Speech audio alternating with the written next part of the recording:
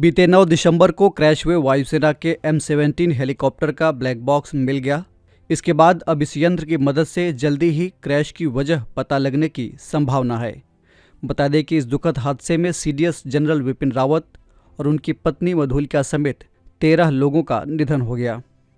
CDS की असामयिक मौत पर पूरे देश में शोक की लहर है। स्वागत है आप सभी का ध्येय टीवी में। अभिवादन स्वीकार कीजिए केसरी पांडे का।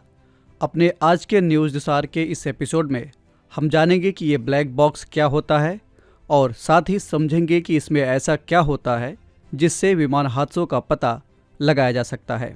दरअसल साल 1953-54 में विमान हादसों की बढ़ती तादाद को देखते हुए विमान बनाने वाली कंपनियों को फ्लाइट में एक ऐसी मशीन लगाने की ज़रूरत समझ में आई जिससे हादसों के सही वजह का पता लगाया जा सके और इन तजुर्बों से सीखते हुए भविष्य में ऐसे हादसों से बचा जा सके।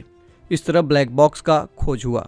यहाँ पर एक दिलचस्प बात यह है कि इस यंत्र का नाम तो ब्लैक बॉक्स है, जबकि इसका असल रंग नारंगी होता है।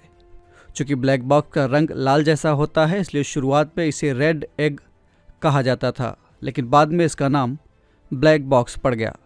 इसका नाम ब्लैक बॉक्स कैसे पड़ा, इसके बारे में कोई स्पष्ट वजह नहीं है, लेकिन ऐसा कयास लगाया जाता है कि शायद ब्लैक बॉक्स की भीतरी दीवार को काला रखा जाता था, इसलिए इसे ब्लैक बॉक्स कहा जाने लगा।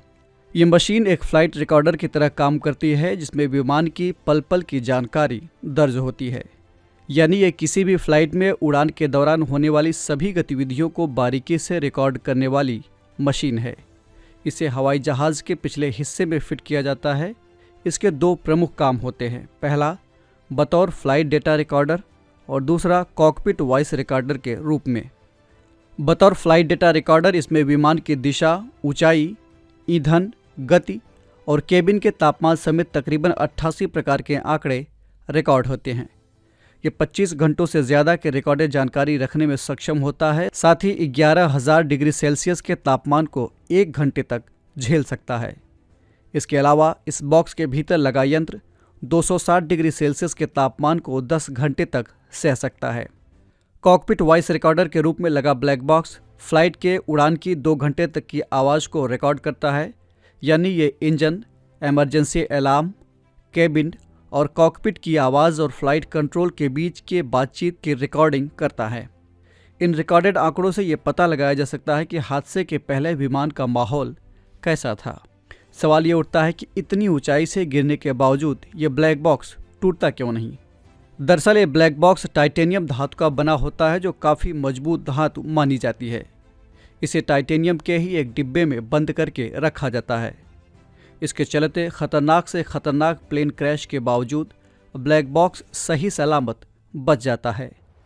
इसकी एक और खासियत होती है कि ये 30 दिनों तक बिना बिजली के काम कर सकता है और जब ये विमान से टूटकर अलग होता है तो हर सेकंड में एक तरंग के साथ एक बीप की आवाज़ निकालता रहता है। चूँकि ये तरंग 30 दिनों तक निकलती रहती है, इसीलिए इसकी मदद से खोजी दल 2 से 3 किलोमीटर के दायरे में इसे आसानी से खोज लेता है। इतना ही नहीं, ये ब्लैक बॉक्स 15,000 फीट गहरे समुद्र से भी तरंगे भेजने में सक्षम होता है। कुछ साल पहले एक इंडोनेशियाई प्लेन क्रैश होने की वजह से भी एक हवाई हादसा हुआ था जिसमें करीब 188 लोगों ने अपनी जान गंवाई थी। उस वक्त उस हादसे के बाद उस विमान का ब्लैक बॉक्स समुंदर से ही बरामद किया गया था। बहरहाल इतना सब कुछ होने के बावजूद ब्लैक बॉक्स किसी भी विमान की दुर्घटना की बिल्कुल साफ साफ तस्वीर नहीं दिखा पाता है। कई मामलों में तो ये मिलता भी नहीं है, लेकिन फिर भी इतना तो तय है कि किसी विमान के दुर्घटना के कारणों को जानने में इसकी एक अहम भूमिका होती है। तो ये थी बात ब्लैक बॉक्स की। आज हम कोई सवाल नहीं पूछेंगे, बल्कि इस हादसे में मारे गए सभी दिवंगत आत्माओं की शांति के लिए और एकमात्र जीवित बचे शख्स ग्रुप कैप्टन वरुण सिंह के जीवन के लिए प्रार्थना करेंगे। ग्रुप कैप्टन वरुण सिंह इस वक्त हॉस्पिटल में जीवन और मौत के बीच संघर्ष कर रहे हैं। इस एपिसोड में इतना ही। हम फिर मिलेंगे एक नए कार्यक्रम के साथ। तब तक ले इजाज़त दीजिए। नमस्कार।